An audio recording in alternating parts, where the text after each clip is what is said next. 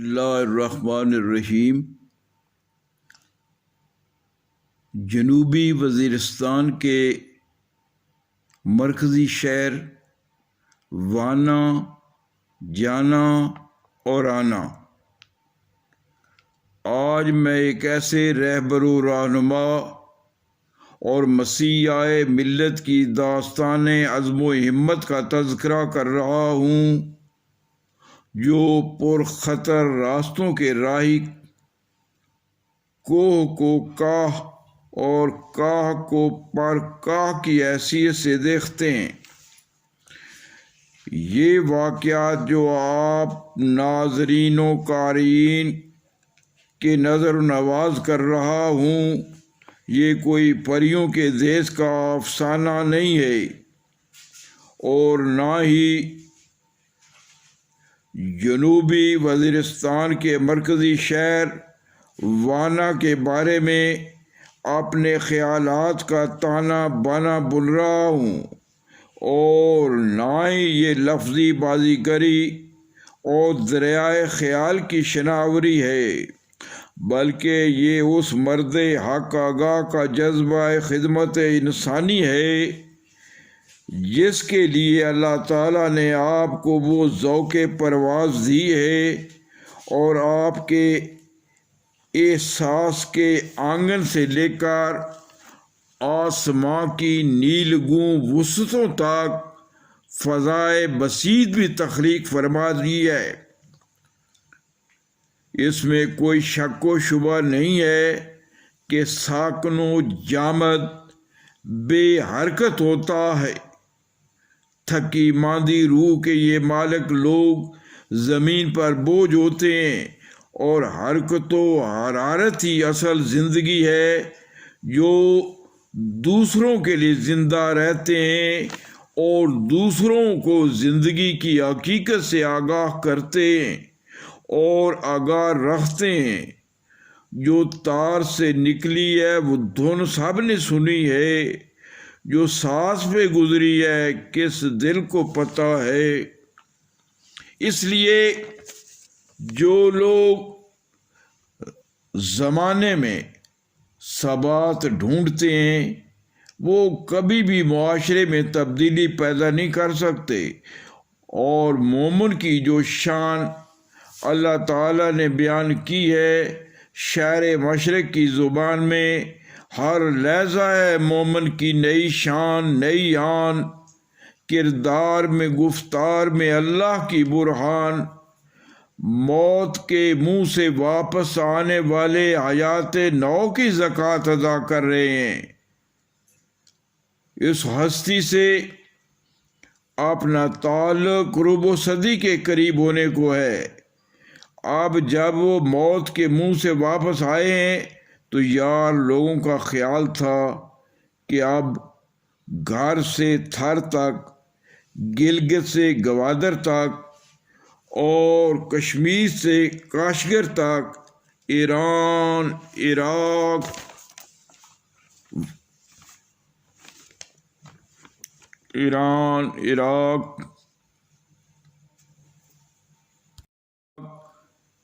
تک، ترکی سے شام تک، اور روہنگیا کے مسلمانوں کہ بنگلہ دیش میں کیمپوں میں سکوت مرگ طاری ہو جائے گا، مگر مسیحا ملت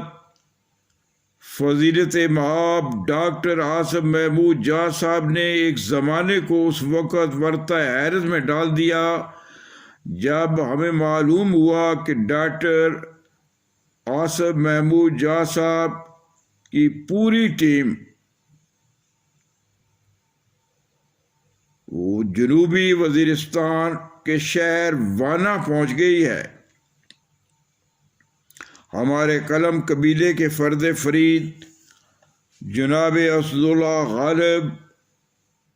آپ کو کنٹرول لائن کے قریب سنگلاق بستیوں میں جانے سے ہمیشہ منع فرماتے رہے ہیں،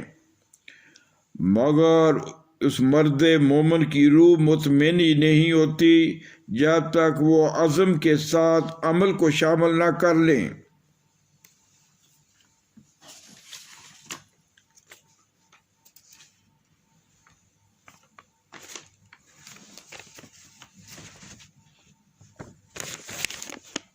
کہ سفر پرخطر کے بارے میں اگر آپ اپنے معالج سے پوچھ لیتے تو وہ آپ کو کبھی بھی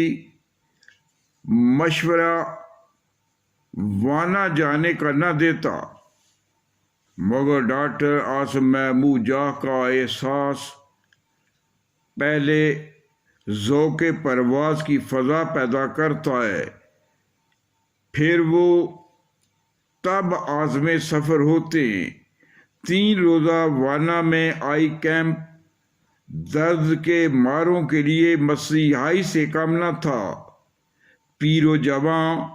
اور مرد و زن کی وانا کی پرہیبت کو ساروں میں گری ہوئی معصوم روحیں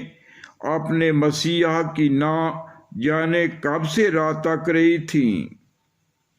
ہماری نظروں نے تو دیہاتوں میں فردوس دیکھی تھی، مگر ڈاکٹر صاحب نے وانا کی فردوس میں اجڑے ہوئے گھر دیکھے ہیں، اور جب گھٹائیں جھومتی ہیں، روح رقص کرتی ہوئی کو ساروں کی جبیں چومتی ہے، اور نیلے نیلے اونچے اونچے کو ساروں ابر پاروں کے درمیان گری ہوئی فردوس نظر وانا وادی کے مکینوں کی جس طرح کسٹم ہیلتھ کیئر سوسائٹی کے سربراہ ڈاکٹر عاصم محمود جاہ نے دلداری کی، وہ تادم زیست اس چارہ سازی کی ادا کو یاد رکھیں گے۔ رضائیاں، کمبل، ادویات،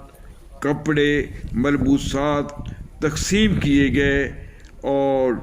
ڈسٹرکٹ ہیڈ کوارٹر اسپتال وانا کے سٹاف کے ساتھ گروپ فوٹو وانا کے لوگوں کو اپنے مسیح کی ہمیشہ یاد دلاتا رہے گا۔ دنیا دار لوگ تو ڈاکٹر صاحب کے اس جذبہ خدمت انسانی کو